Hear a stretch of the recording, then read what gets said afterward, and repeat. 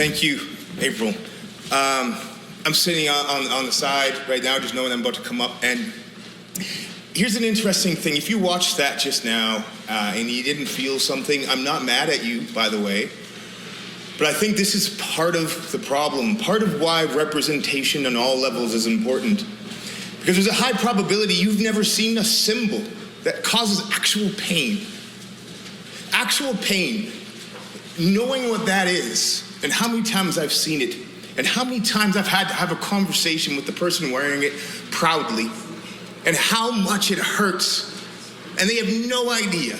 And you might not have an idea, but I want you to get an idea. Get an idea. That's what this is about. We're not just whining and fighting for fun. Visceral pain, generationally, trauma upon trauma. And those are slaps in the face. Next on the stage is a great friend. You guys know him because he often makes you laugh.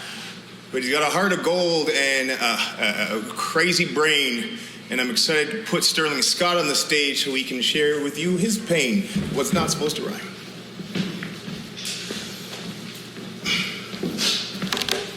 First off, I want to say thank you to all the thousands of people that are paying attention to right now.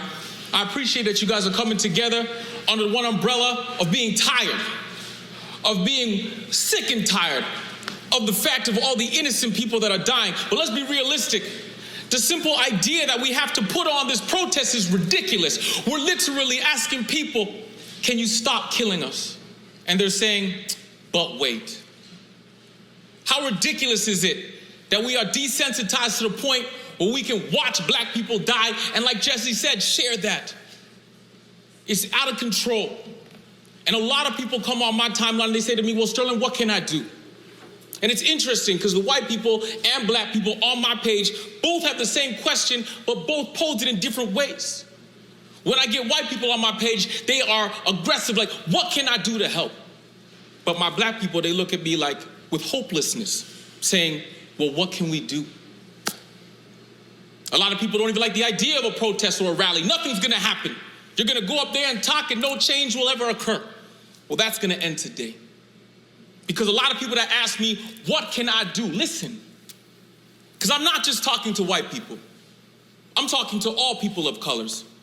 You know why? Because you hate black people too. That's right, I said it. Asian, Indian, Middle Eastern, Mexican, you name it. How long does it take for you to find somebody in your family who hates black people?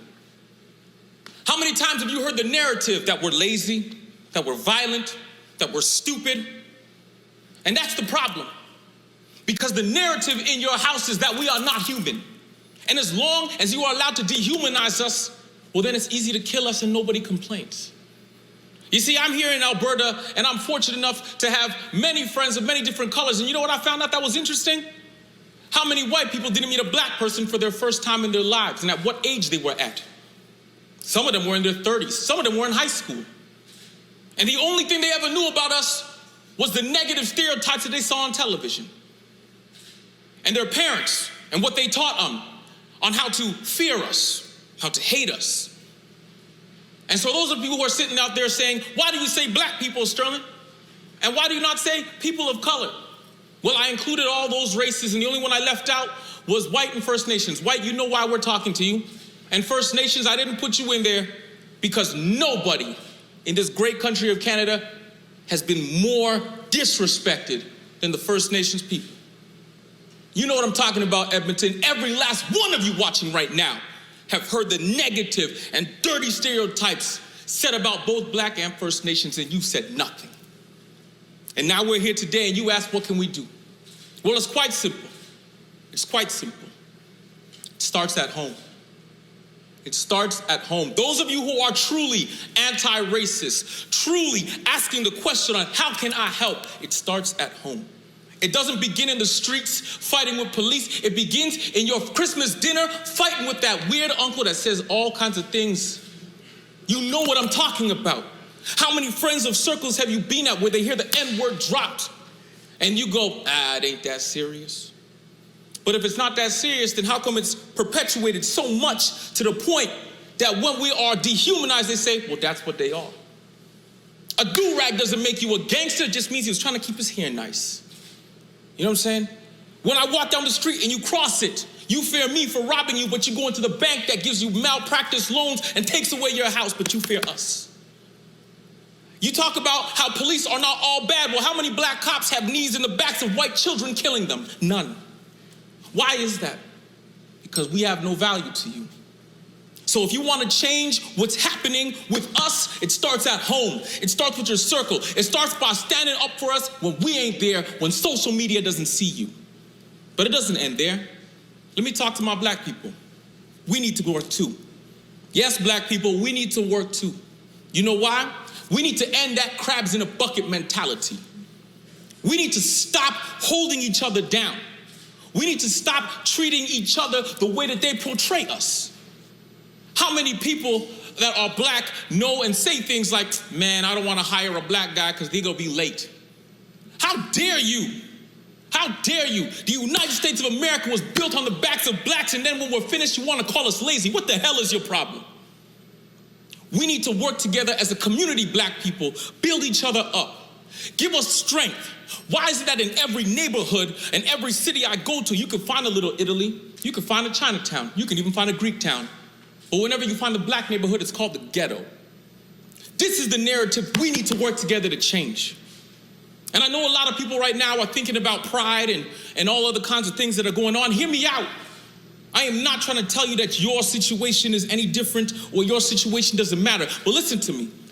You don't clean your house by starting in the bathroom and the kitchen at the same time. You start in one place, and this is the room that we're in.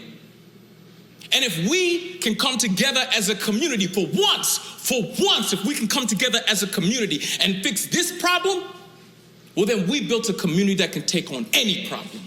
So let's start here. Let's start today. And I know a lot of people will say to me, well, Sterling, what about all the protests that went violent, and what about all these things? This is why we shouldn't have it. Well, let's talk about protests for a second. When you watch Pride Parade, you see a lot of government officials on the front line, right? When you go to Folk Fest, you see a lot of the mayors and MLAs, they show up and speak. Am I right? Yeah. But let me ask you a question.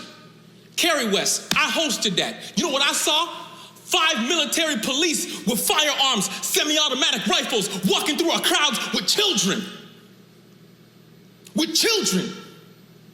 And you say to me, why am I here? Listen to me, if you shake a can of Coke and you open it, it explodes. Do you blame the can of Coke, or do you blame the person who shook it? Well, black people are tired of being that can of Coke. And if you want to be mad at somebody, look at who's been shaking us. This problem is not new.